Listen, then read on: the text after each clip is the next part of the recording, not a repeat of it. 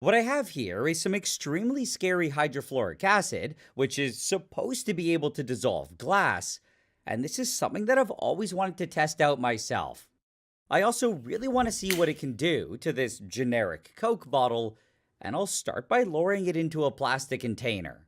Then, with some special protective gloves, I can slowly add the hydrofluoric acid, and to be clear, working with this much of it is extremely dangerous, where if everything here were to spill on me, I would probably die a relatively slow and excruciating death.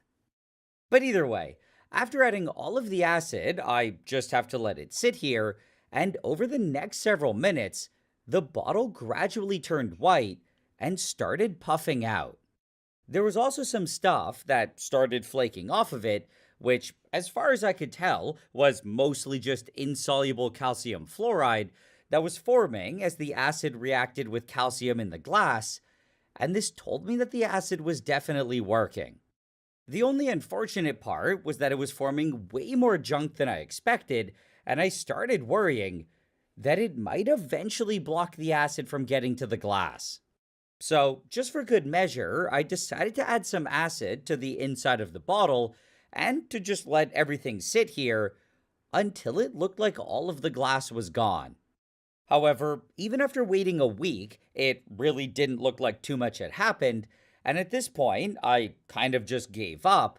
So I pulled it out of the acid and washed it with a ridiculous amount of water, and this was what I was left with.